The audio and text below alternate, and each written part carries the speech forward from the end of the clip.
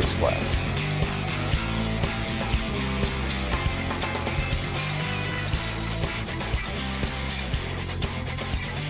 Tighten up my meat. I like my meat tight. Oh, I love those. That's some old soundboard stuff that I've got on my computer. Love it. I'm going to have to start using that more, or at least adding stuff to it. And again, the whole motto of doing that stuff is, if you weren't laughing, you probably want to cry during this administration. And I wouldn't be surprised if you did, if you wanted to, because everything has gone to shit. But that's just your normal report. I'll get into the details, of course, of why, as usual. But first, we got some fun stories. Please give us a like and a share before we dive into the stories, to make sure that everybody comes, and is able to watch live.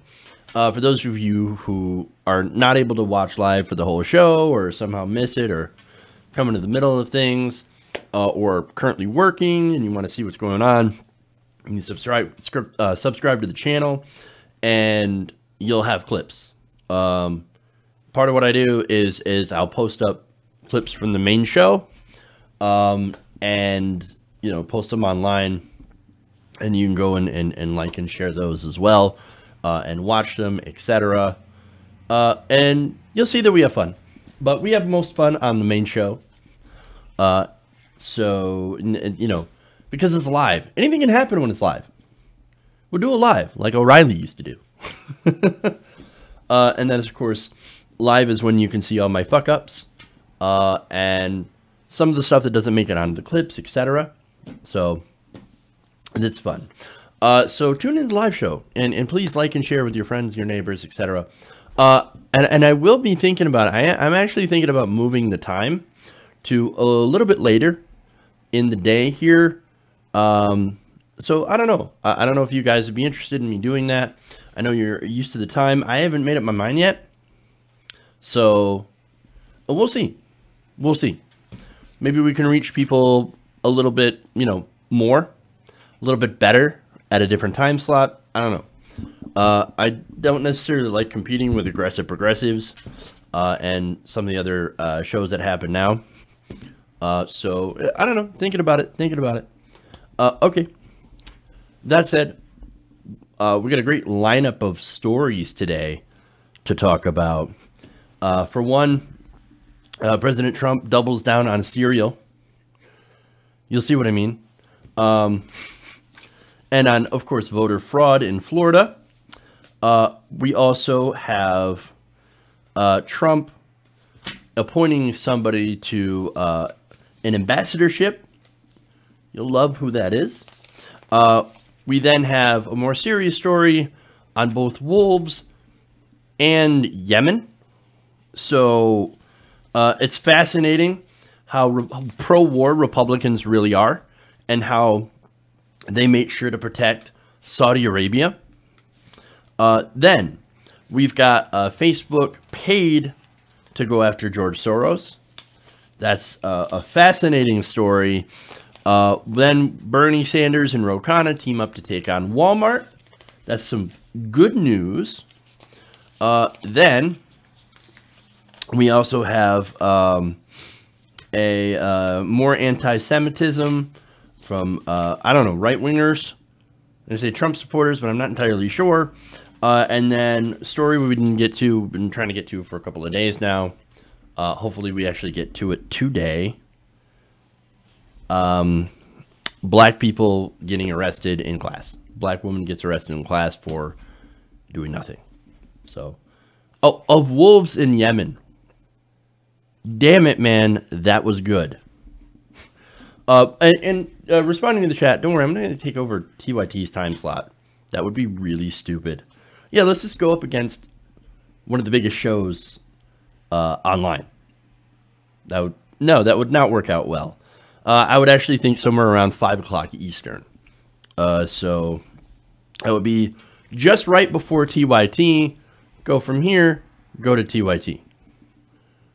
Something to think about. Something to think about. Now, that said, a couple more things. So you guys know I've been, well, you might know, you might not know. I've been making announcements, but I've been doing some game streaming as of late. So now I've got it set up to where I can do streaming from my PlayStation, streaming from my computer. So, I mean, you want to join on that stream? I'm thinking about maybe doing a couple of streams on this channel, and then maybe kind of, if you guys like it, maybe do a couple more, or if you want to keep like the politics channel separate from the news channel, maybe starting a brand new channel to, you know, help like to do the game streaming on, and then migrating some people over there, even though I'll be doing both. So, you know, it's just something interesting to think about, because like I play video games at that time anyway. Why not like share it out with people, right? Do some streams, we'll have some interactive fun, etc. So, oh, it'd be great. Anyway, let me know what you want to do. I got a poll up on the channel. I know you guys know I can actually do polls, and so I can see what you guys are thinking. Right now, doing like video game streams here on TYT Nation and this channel is actually doing really well. So I don't know. I'm not sure what I'll do. So we'll figure it out. We'll figure it out. But anyway, that's what I've got going on. I think I'll probably do a Battlefield 5 live stream, kind of like a let's play together, etc. On that game later on. So it should be fun. But we've got a lot of news to get to, so let's do that. Let's do that first. Let's start out with Donald Trump versus voting. It is a super serial issue. Oh boy.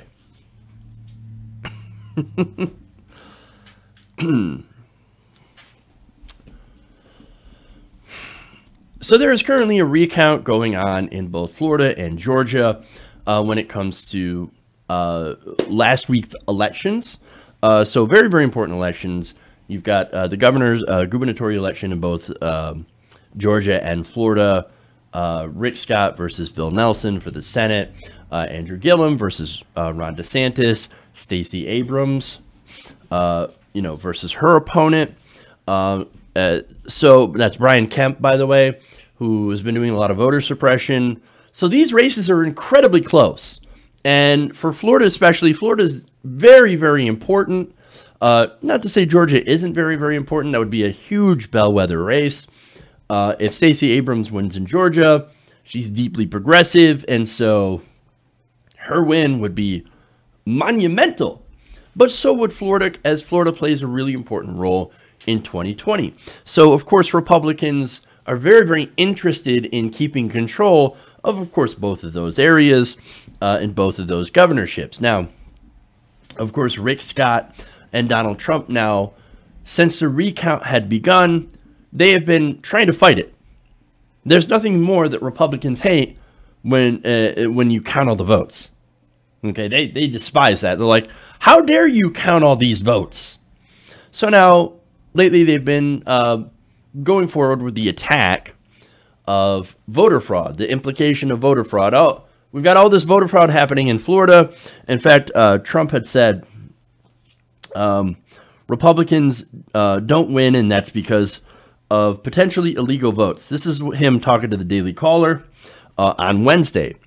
He said, when people get in line that have absolutely no right to vote and they go around in circles, sometimes they go to their car, put on a different hat, put on a different shirt, come in and vote again. Nobody takes anything. It's really a disgrace what's going on.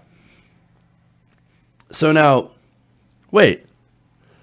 He's talking about people just going and putting on a different hat and coming and voting again. Pretty sure that doesn't happen. Pretty sure this never happened.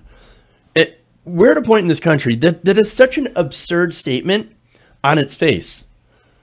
It is so absurd, though, when you look at voter turnout. Now, this was a record turnout. But if you compare it to other countries, especially countries, of course, with compulsory voting, but even other countries that don't have, the United States, with our record turnout in the midterms, is still laughably low compared to so many different countries. People in America don't care. So if you think they don't care now, what makes you think that they would care enough to perpetuate voter fraud, in-person voter fraud? When the Voter Fraud Commission, headed up by Chris Kobach for the Trump administration, found that there was an infinitesimally small percentage of in-person voter fraud to begin with. Over all the years that they studied, they found like 0.000000275% rate of in-person voter fraud. It is nearly unheard of. You are more likely to get struck by lightning or have a vending machine fall on you than to do in-person voter fraud. It is that freaking rare. So, of course, this is absolute baseless, right? Completely baseless allegations. But Rick Scott is also alleging voter fraud. Donald Trump alleging voter fraud. Marco Rubio and Jeb Bush. Hey, Jeb Bush, by the way. Please clap. Yeah, exactly. They're all alleging that something is fishy with the votes. And then you've got some people on the left that are also saying things are fishy with the votes. And so here you have this perfect storm. Now, I think that every vote should be counted. And Gillum and the Democrats and everything also believe that every vote should be counted, right? No matter what the result turns out to be. And right now, look, it's possible that Bill Nelson and Andrew Gillum just don't have enough votes. But some of the vote counts in a lot of different areas since the election have flipped seats over to Democrats, turning it into an actual blue wave. So now on election night or after election night, I said, look, this is a sort of a mid-sized wave. It's not a tsunami. I was wrong. It actually turned out to be a much bigger wave than was apparent on election night. We still today are having results. I think yesterday it was Kristen Sinema that was declared the winner in her Arizona race. And we have another race or other races today that have been announced to be in favor for Democrats. But no, it must be voter fraud because people are coming in and they're doing, they're putting on different hats and shirts and they're coming in and they're voting. They're voting twice. They're voting 3 times, 4 times. I mean, it's a disgrace what's happening, what's going on.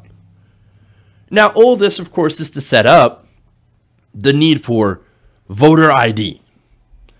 Now, this is the way, of course, that to disenfranchise Democrats, older people of color, especially college students, etc., people that don't necessarily have IDs.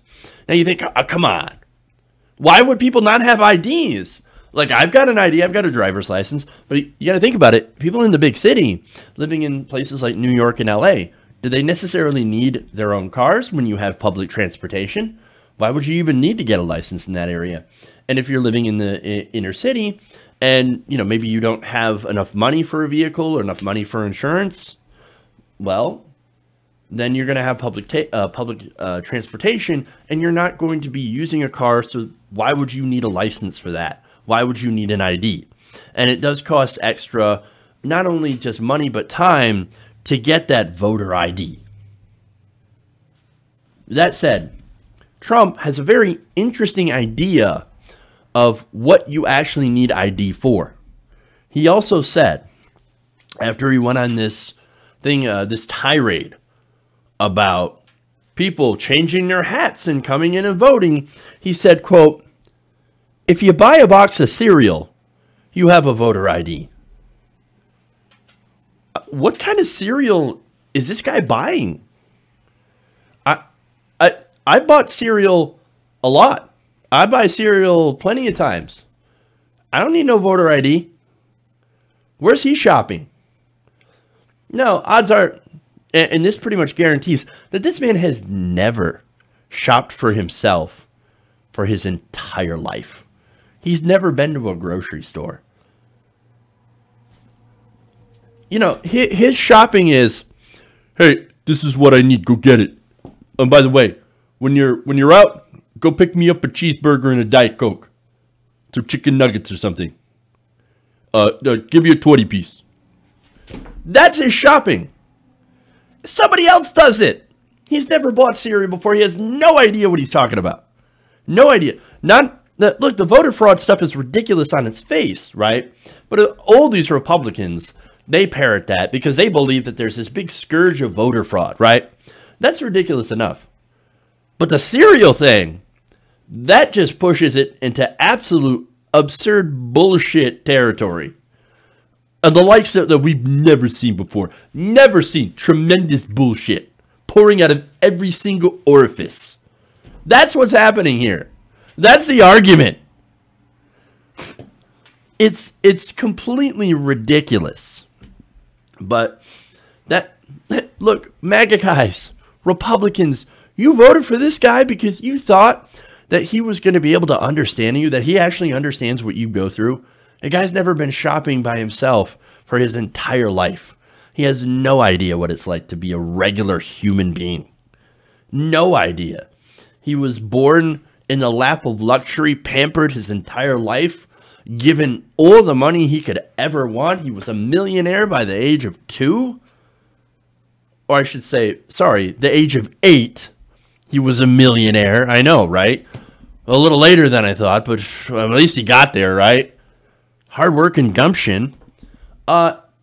He does not have anything in common with you other than the fact that occasionally you probably eat the same food, McDonald's, right? And breathe air. That's it. That's all you have in common. He doesn't represent you and has no idea what he's talking about. I don't know. Maybe you should consider voting for politicians that actually represent you. And not for conspiracy mongering rich frat boys like Donald Trump. Okay.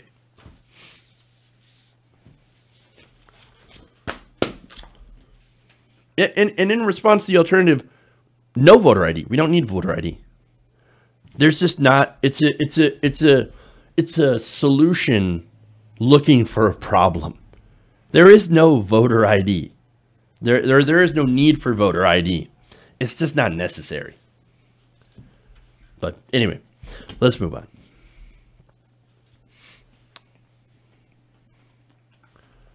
All right.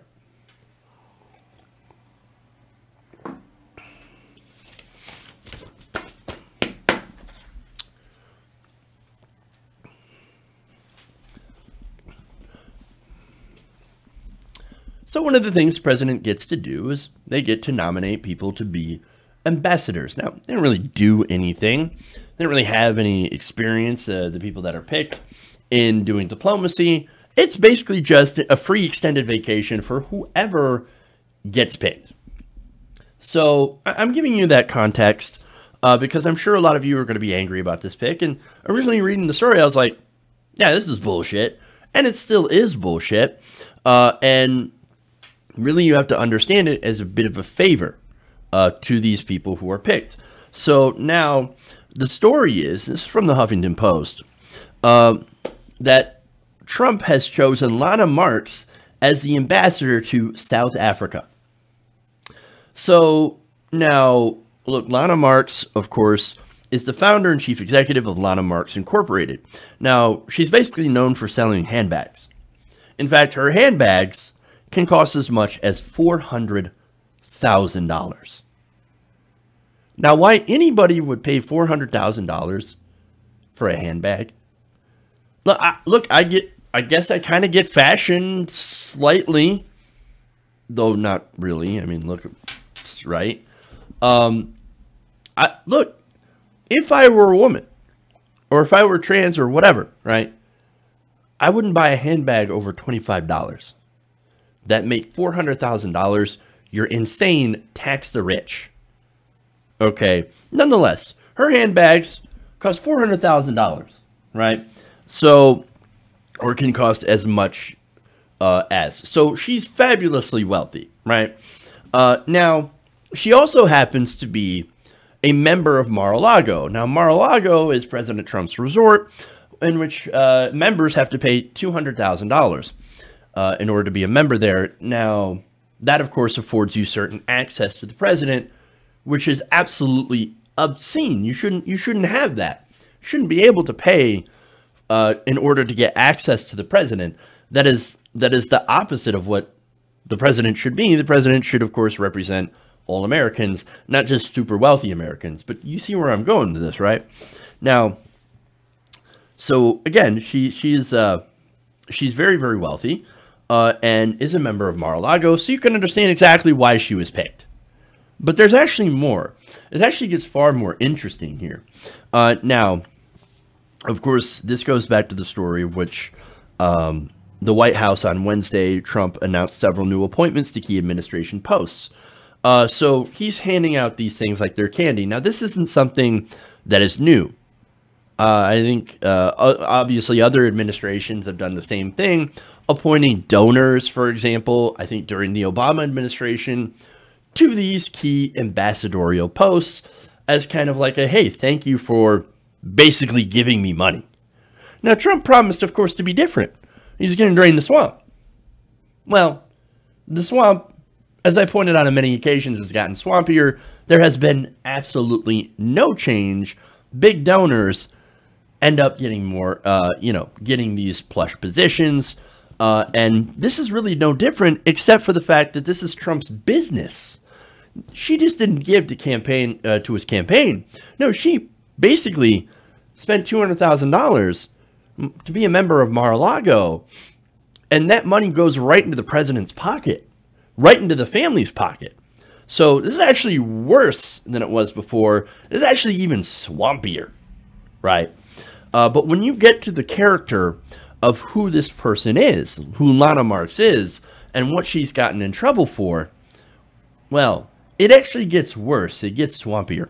Now, according to the Palm Beach Daily News, the South African-born entrepreneur has a legacy of lawsuits, past and present. They said, in more than a dozen past lawsuits against her in Aspen, New York, California, and South Florida, Marks has been repeatedly accused of stiffing her attorneys, accountants, landlords, and employees. Oh, does that sound familiar? Not paying her employees, not paying landlords, accountants. Interesting. Let's continue. She is also embroiled in bitter international legal battles in South Africa and Israel with her siblings over a family trust and the care for their 89-year-old mother. Well, now, if that isn't a female version of Donald Trump, I don't know what is. Owns a company that sells overpriced, what I think is junk, overpriced bullshit, and is fighting with her family over control of the trusts for the money, which is a lot like what Donald Trump himself had done with his father. When his father was dying, in fact, he threw his father under the bus, tried to change the will in order to get more access to the money and write out some family members. And, as I said before, has a history of stiffing people. Most notably, at least in my mind, the Freedom Girls. You hired the Freedom Girls during your campaign, and you even stiffed them. I mean, seriously. Insanity, right? She sounds just like Donald Trump in that regard. So, to see this appointment does not surprise me whatsoever. This is the swamp. This is corruption 101, Trump style. So if you wonder why she's put in this plum position, well, now you know. All right, Round the Nation. We'll be right back. More stories coming at you after this quick break. Please like and share the stream. Also, super chats, I will read them after the break. We'll be right back.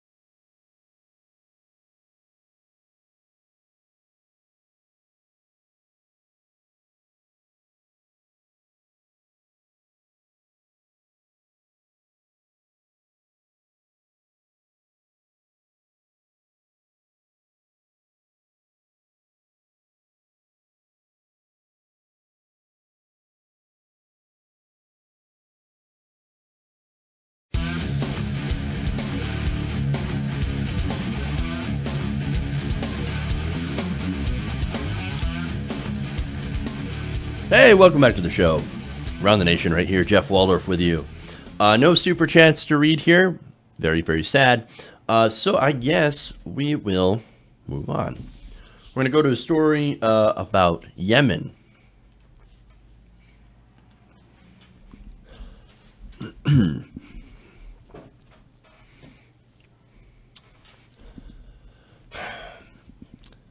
So the war in Yemen is a deeply deadly conflict that has taken the lives of many, many civilians.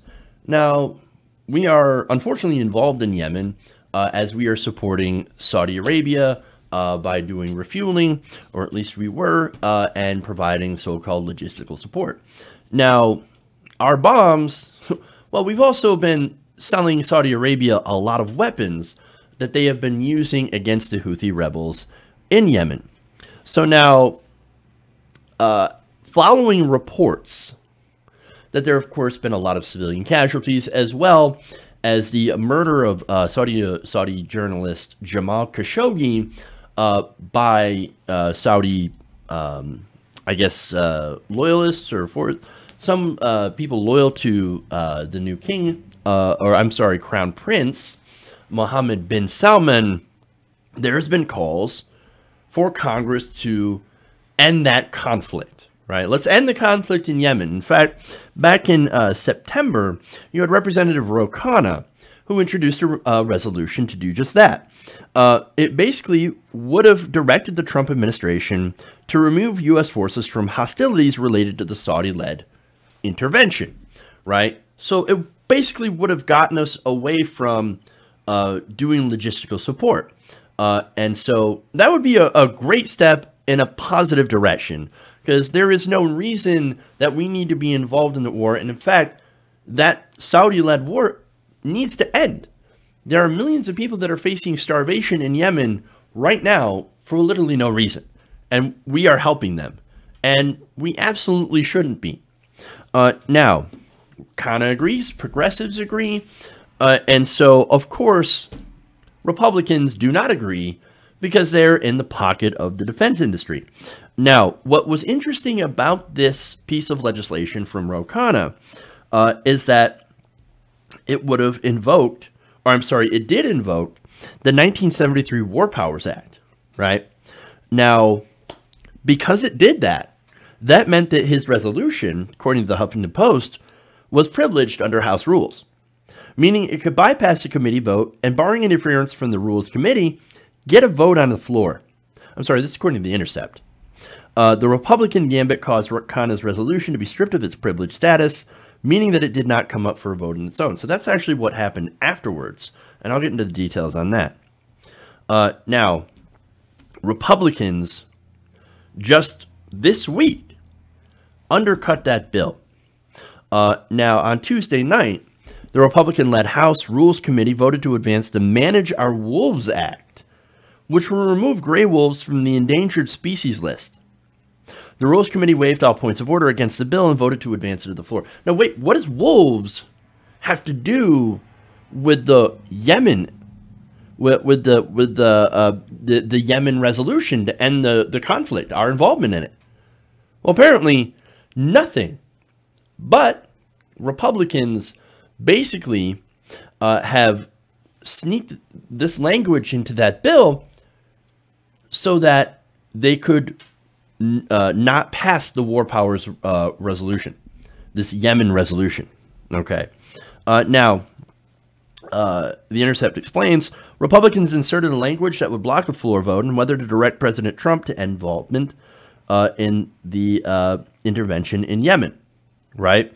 On Wednesday evening, the House approved that rule, 201 to 187, largely on party lines, successfully blocking a vote on the Yemen resolution. So, Republicans are saying, if Yemen, no, we don't care about Yemen. Let's introduce language here to block the Yemen resolution. And we're going to use wolves to do it. If that's not a dirty tactic, I don't know what is. So, now, 2 Democratic aides told The Intercept that Khanna's measure needed about 30 Republican votes to pass. And this is the reason why Republicans blocked it. is because it was a very good chance Khanna's bill was going to pass. Now, of course, they were worried about that because Republicans, for the most part, actually work for defense contractors. And if we don't get involved, if we actually get ourselves uninvolved in that war, well, then we're not going to be selling weapons. We're not going to be helping them in basically what is a genocide happening in Yemen right now. Now, later on, of course, once Democrats take the House, Khanna can reintroduce that resolution. And since Democrats do control the House, it is very likely that they can get it passed. But then, of course, it's got to go to the Republican-controlled Senate and actually get through Donald Trump himself. Now, does Trump actually care about what happens in Yemen? Not necessarily. Does he care about what happens in Saudi Arabia? Not necessarily. So it is possible, since Donald Trump has absolutely no core beliefs, pro or anti-war, that maybe someone might be able to consider, to convince him to reconsider his position on this war. I don't know. Let's hope he can. But for now, this is an immensely dirty tactic used by pro-war Republicans to continue the slaughter in Yemen. And it is disgraceful. It is disgusting. This is who the Republicans are. And this is what they stand for. They don't care at all about wolves. And they seriously don't care about Yemeni children and innocent people. Okay.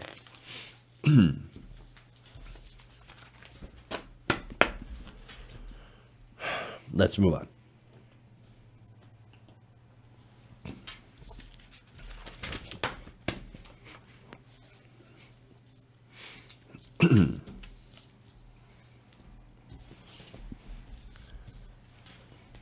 Facebook continues to keep getting itself into trouble.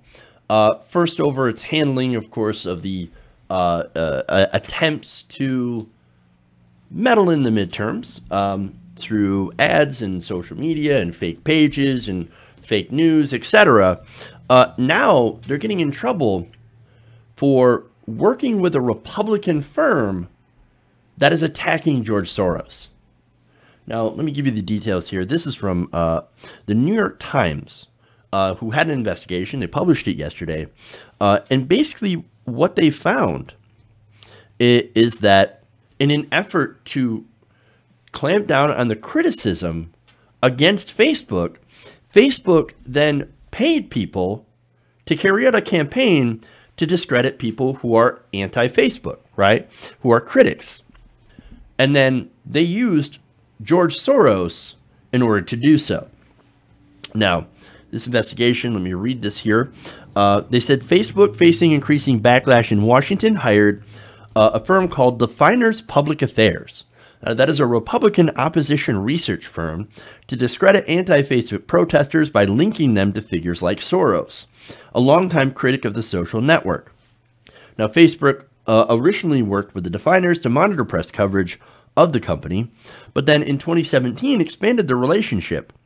Now, the public relations firm, in that new expanded role, began promoting negative coverage of Facebook's rivals, which included both Apple and Google. Now, Definers also targeted Soros after anti-Facebook activists promoted what appeared to be anti-Semitic imagery during a congressional hearing. The firm sent a research document to reporters over the summer alleging that Soros was behind an anti-Facebook movement.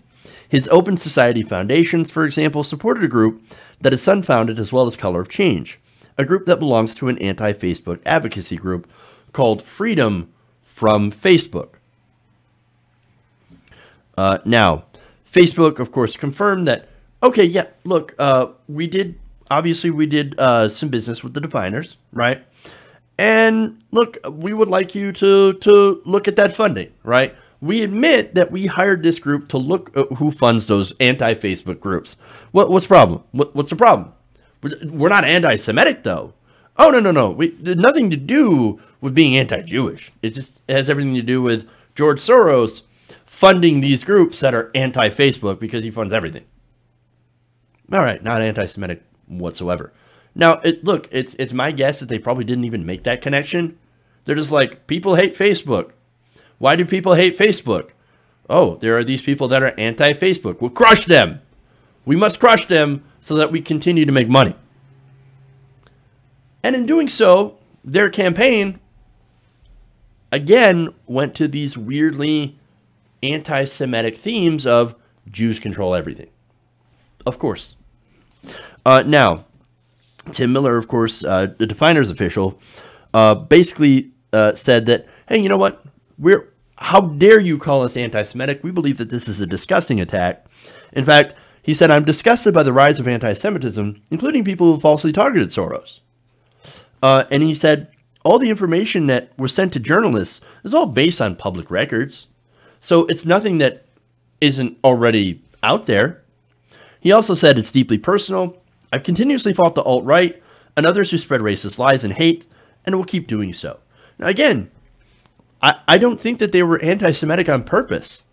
But all this stuff of like, look at Soros. He's the one pulling the strings. He's the one doing this funding. That lends itself to these anti-Semitic conspiracies. It's not that far of a jump to go from, well, he's funding this group, so he must also be funding that group. And by the way, he must also be funding the immigrant caravan that is full of migrants that will come and replace American citizens. It's not that huge of a jump. So you have to be really careful about what you do, especially since Soros is such a huge target. Again, he was one of the guys who got sent pipe bombs just a couple of weeks ago, just before the midterm elections. And again, the synagogue shooter, he talked about how, again, it was Soros and it's the Jews that are funding the caravan, and he's got to go in, he's got to stop it because he's trying to protect America. He's trying to protect the white race.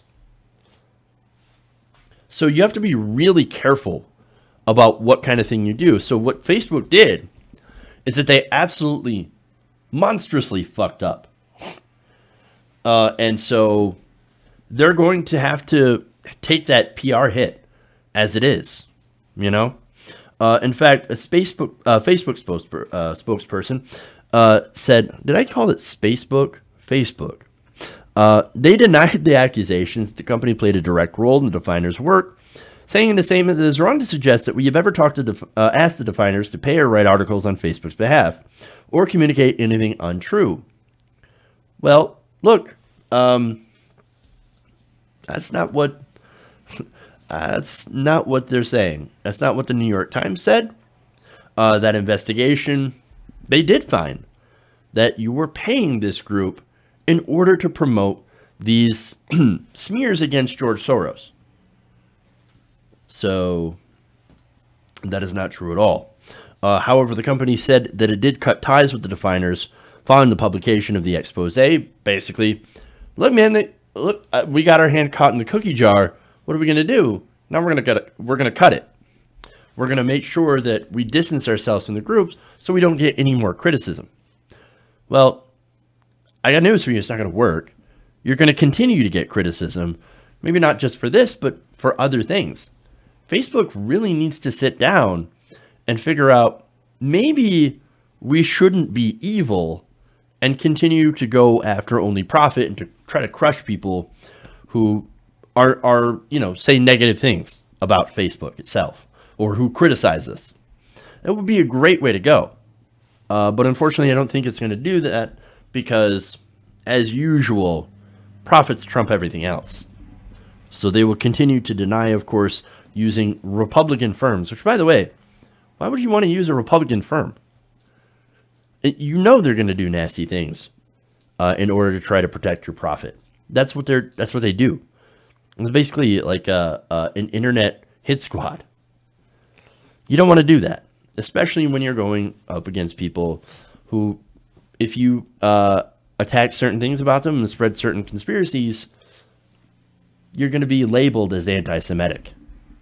So, anyway,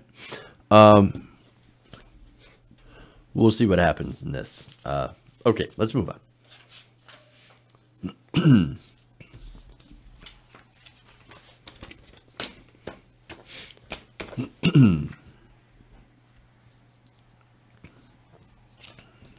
see.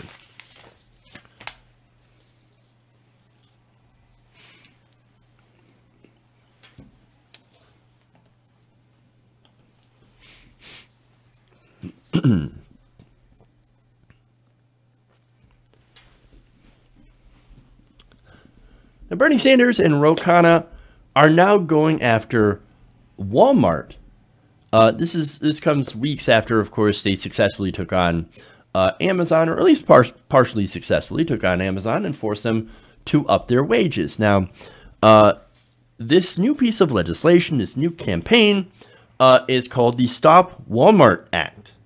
Now, what it would do is it would actually do something that's far better than the Stop Bezos Act. It would actually target their stock buybacks. Oh, that's interesting. Now, in a statement, Bernie Sanders declared that the Walton family, the owners of Walmart, must pay its workers a living wage. And the Stop Walmart Act would do just that. Now, in the statement, he says most Walmart retail workers are working for horrendously low wages with minimum benefits. Amazon did the right thing by raising their minimum wage to $15 an hour. Walmart can and must do the same. Now, Khanna's and Sanders' legislation, Khanna, of course, is introducing it in the House. Bernie Sanders in the Senate would take aim at all companies with over 500 employees. So it's not just Walmart. And it would stop them from making stock buybacks if they don't pay their workers $15 an hour. Now, as the Washington Post reports, the Stop Walmart Act would bar big corporations from buying back their own stock unless they pay all employees, as I said, $15 an hour, provide them with 7 days of sick leave, and prevent CEO compensation from rising more than 150 times above median employee pay. So this is an excellent piece of legislation. This is far better than the Stop Bezos Act, which, of course, Bezos, what he did, what Amazon did, is they took away certain benefits.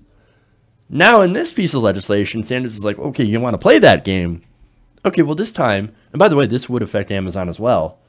Let's say, okay, if you don't pay a living wage and guarantee a certain set of benefits and keep CEO compensation in check, then you don't get to do stock buybacks. Now, why is that so important? Stock buybacks are the main way of CEOs being able to get compensation. It is one of the biggest ways. In fact, after the tax cuts were passed, the Trump tax cuts, there were billions of dollars in stock buybacks. And of course, that led to a huge increase in CEO compensation. Now, I'm going to give you a quote here from Ken Jacobs, who talked to the Post on Wednesday. Now, he's the chair of the University of California, Berkeley Labor Center. Now, he estimated that lifting the starting wage of all employees to at least $15 an hour would cost Walmart $3.8 billion in revenue. Now, look, that's a significant amount of money, right? Small business couldn't do it. But Walmart, well, they took in $500 billion in annual revenue. $500 billion. So raising the pay of all their employees to $15 an hour only costs $3.8 billion. That is a drop in the bucket. They could do that. They could do that. They can definitely afford to do that. And so the situation is not it's not that they can't do that. It's that they refuse to do that. That's why you have these pieces of legislation. That's why you have stuff like the Stop Walmart Act, why it should be put in place, which would be great. Now, Jacob said, to get to that quote, overall, the cost of Walmart doing this would be a tiny, tiny fraction of their revenues, while its impact on workers' lives would be huge. Now, look, right now, the average Walmart employee makes $11 an hour. Now, that's $19,000 a year. That is not very much. It's actually below the federal poverty line for a family of three. So those are poor wages. Those are, in Sanders' words, starvation wages, and we can do so much better.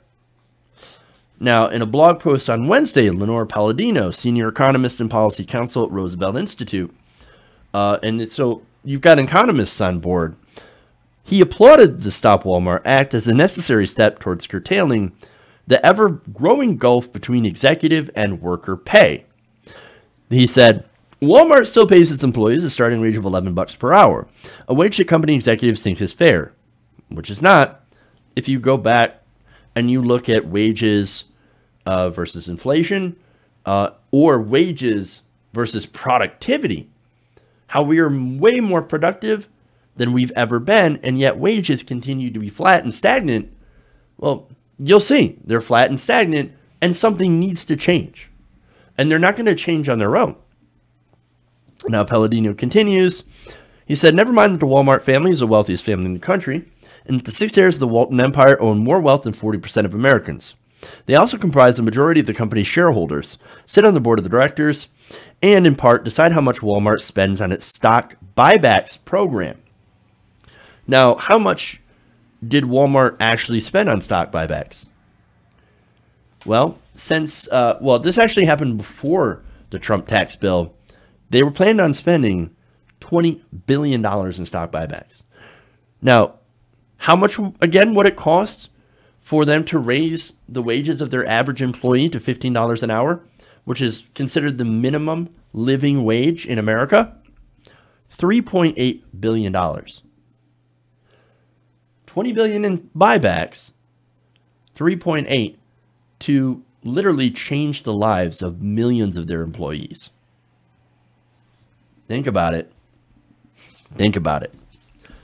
But they would rather choose profit over anything else. So now, Palladino, one more. He said, while Congress should ultimately pass legislation that would end the practice of stock buybacks entirely, bills like the Stop Walmart Act that continue to highlight the link between rewarding shareholders and wages that aren't keeping up are an important and needed step. Reversing decades of rising economic inequality depends on it. Now, I would love to see stock buybacks end, because look, what it does is it basically inflates the stock market, and it makes companies look more healthy financially than they actually are. They're not making more sales. They're not doing more business. No, all they're doing is that they're puffing up their stock numbers, and then the executives, when they feel like they've had enough, they cash out. That doesn't help the company. It certainly doesn't help the workers, and it doesn't help the economy at large. So why are we allowing this system to continue? Money in politics. Do you know how much, by the way, in the first quarter of 2018, companies spent on stock buybacks? $178 billion. That is the first quarter of 2018. If they can afford to do stock buybacks, then they can afford to pay living wages and offer fair benefits. They can't. They say that they can't, but in reality, they won't. That's the reality, and that's why we need to have legislation that actually tackles this kind of gross wealth inequality that is being created and perpetuated by this very system. Okay. I'm going to take a break. We'll come back. Last two stories. See if I can fit them in quick. Stay right here around the nation.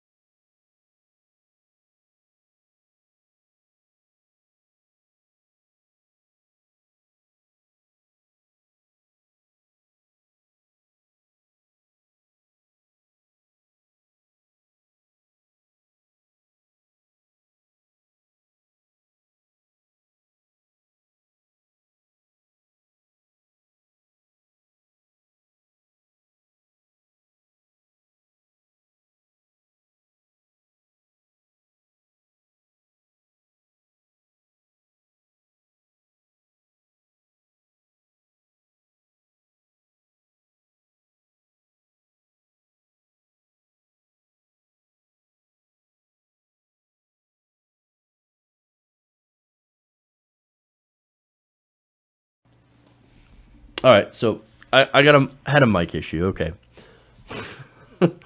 Welcome back to the show. Thanks, guys, for letting me know. Okay, let's start that again.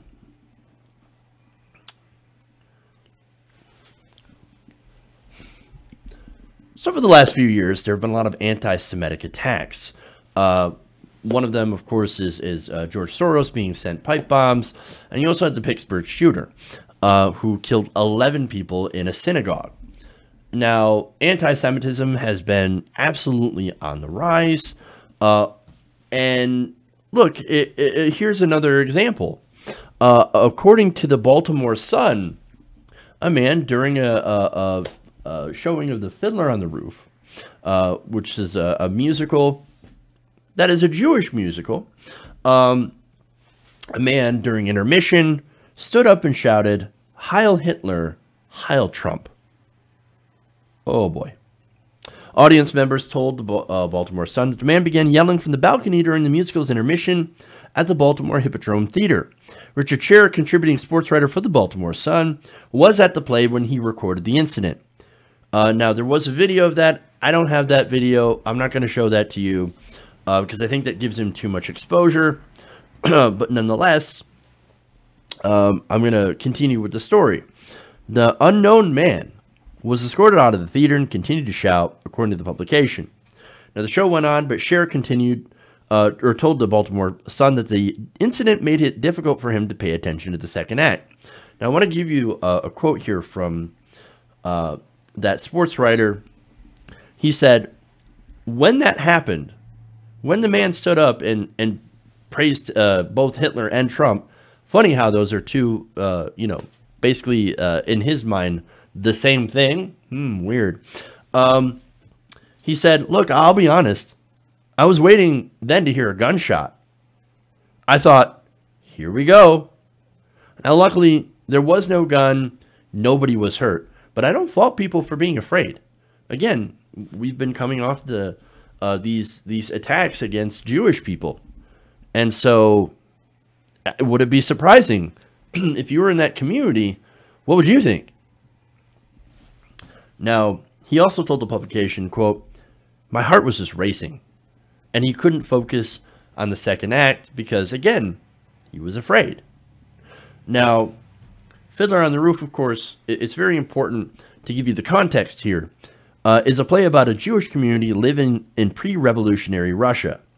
Now, that, of course, is some interesting context because here's a guy clearly targeting Jewish people and basically trying to intimidate them.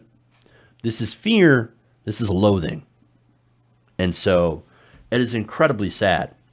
Now, let me see here. Let me go to some of the numbers on anti-Semitic attacks. Because, again, this wasn't an attack, but this is clearly using fear and intimidation against the Jewish community. And it's gotten so bad in America for, minorities and look, Muslims and Mexicans, but also Jewish people. It's almost as if when you open up that Pandora's box of hatred against minorities, anti-Semitism is always at the bottom, but it flies out. It always flies out. And so that's what you have going on today. Now, the FBI's 2018 hate crime report found that 1,749 people were victims of anti-religious hate crimes this year. And 58.1% of them were crimes anti-Jewish hate crimes. So that's what you have.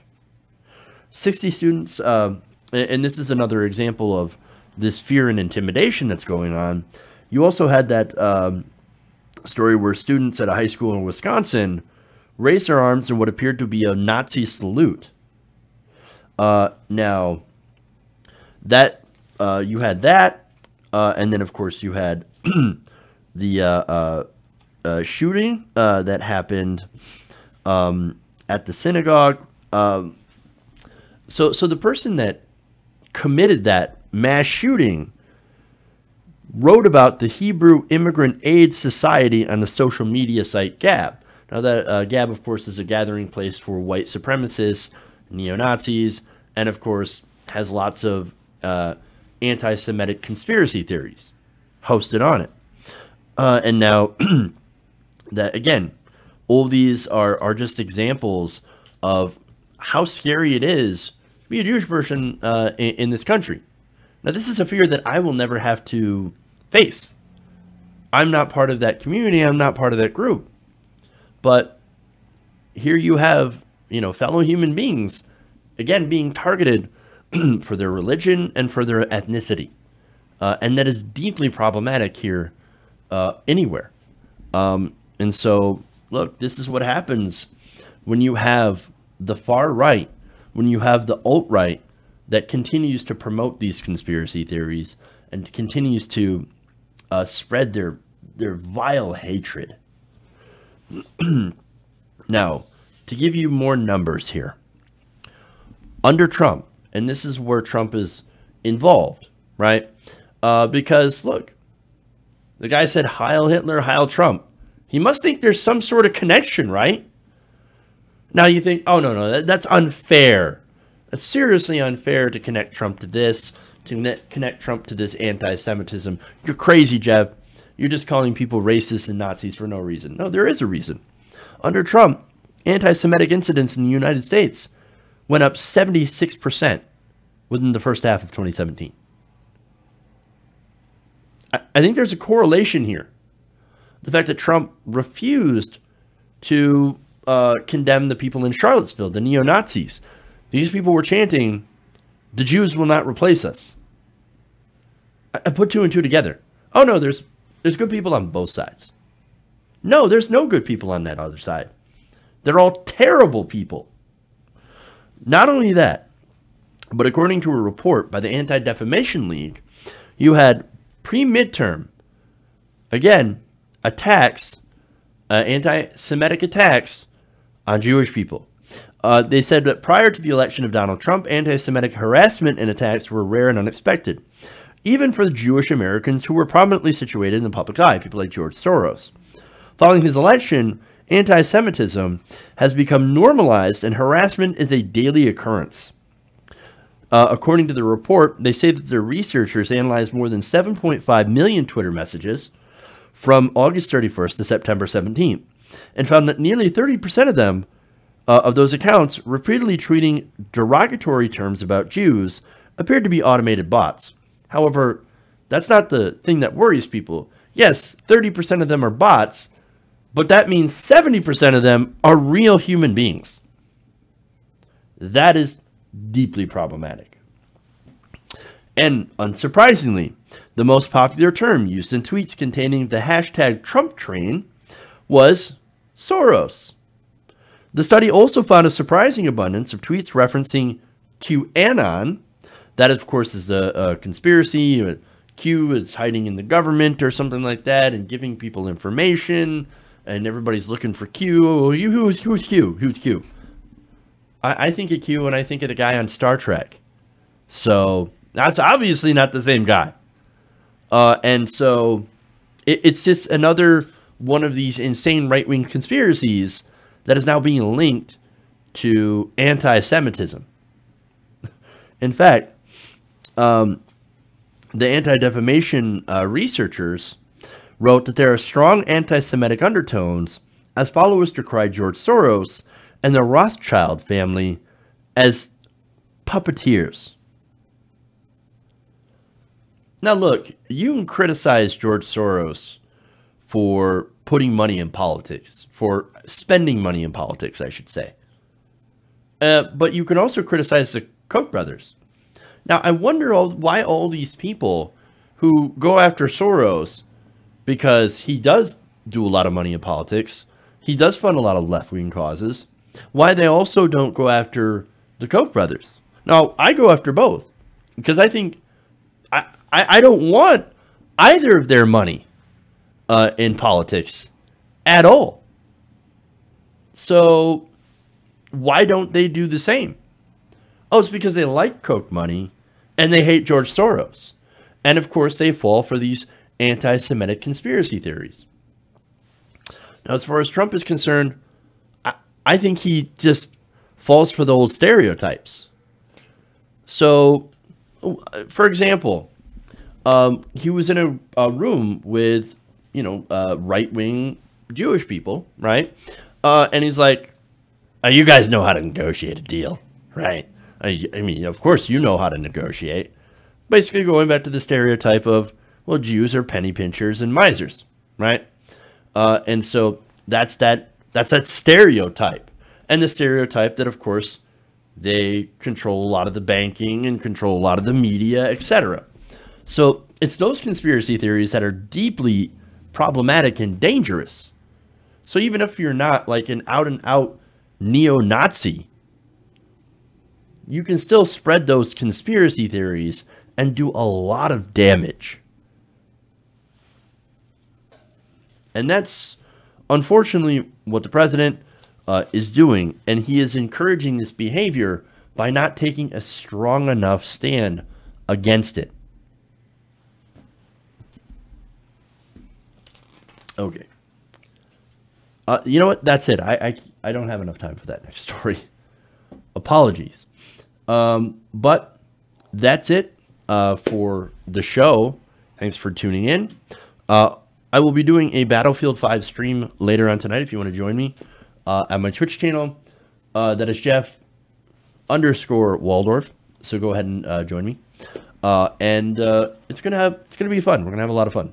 So we'll do that later on tonight, and I'll tweet it out at my Twitter account at Jeff's Politics. All right, guys. Thank you for joining me. Please like and share, and thank you so much for joining. Please like and subscribe to the channel. And okay, thanks everybody. Love you, and remember, change begins with you. Good night to you, T Nation. See you guys tomorrow.